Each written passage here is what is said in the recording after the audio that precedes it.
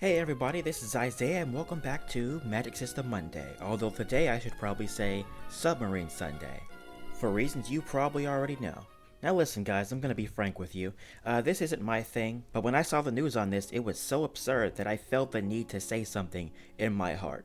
So unfortunately, the submarine that everybody was looking for was found. Sadly, it was imploded, and that is quite unfortunate. Now, I want you guys to understand that I don't think that the death of these 5 people was actually funny or anything, but the circumstances surrounding the situation are absolutely absurd.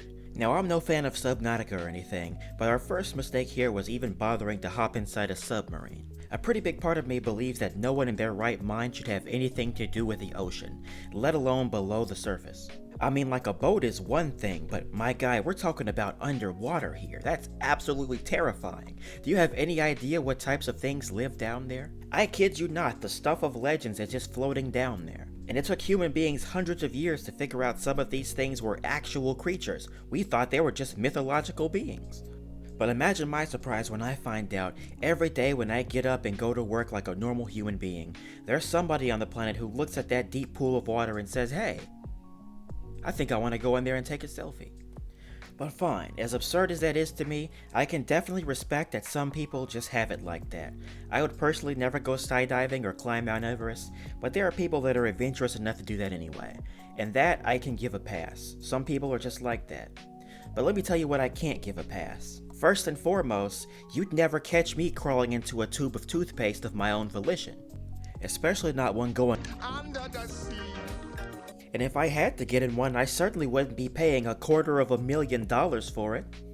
Upon first laying eyes on this device, something told me in my heart of hearts that it was not up to code. Much to my surprise, I discover that there actually is no code. There is no regulation surrounding these things at all, at least not this one. Despite the fact that you have to sign a list of waivers thicker than your typical Wheel of Time book, this submarine was actually not up to any regulation codes. There are well-documented concerns of that submarine being unsafe and unfit for human beings to use it. Never mind the fact that it was jerry-rigged with steel beams. I'm sorry, I meant to say construction tubes. I'm not worried about that. I'm worried about this. Now, a lot of people on the news are saying that this is an Xbox controller. My friend, I'm sorry, that is a lie.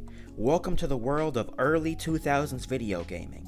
I actually have a history with this specific controller, and that is how I know it is not an Xbox controller. Back in the day, when I was in first grade, I used to come home off the school bus, hop inside the house, and the first thing I'd do is open my dad's computer and play a game of Midnight Club. Back that in the day, in what, 2004 or 5, maybe 6? That is the exact controller that I used. That, my friends, is a third-party Windows-compatible controller, the likes of which could absolutely rival that of the legendary P3 controller, which, for a millennia, was thought to only exist in the deepest crevices of the back of Family Dollar and anything past the third page of eBay. Except this one, apparently, is wireless, which is even worse, believe it or not. Imagine playing on a modern wireless controller, the latency is incredible. And that's when I'm playing Halo or Apex, let alone playing a submarine.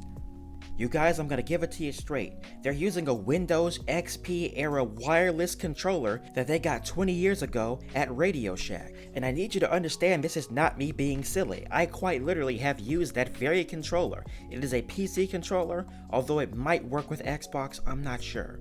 Not Xbox One, not Xbox 360. No, we're talking about the original Xbox.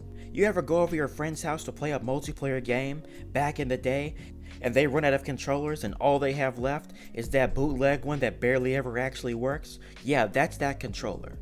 I wouldn't pilot a car in GTA with that thing, let alone an actual submarine.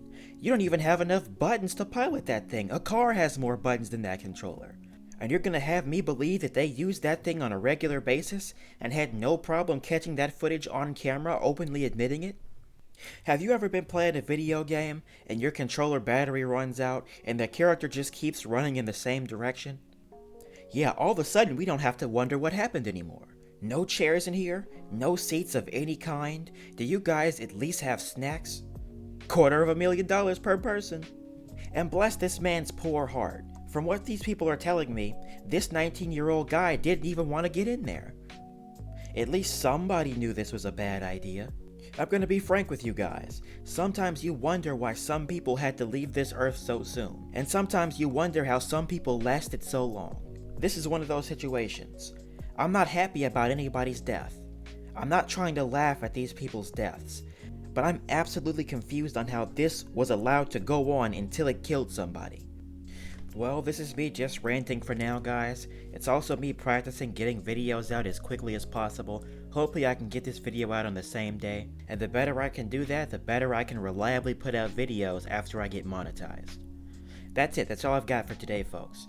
If you guys are wondering what my next Magic System video will be, it'll actually be about Gurren Lagann and I'll be covering Spiral Energy. In any case, it's been swell, folks. I'll see you guys next time.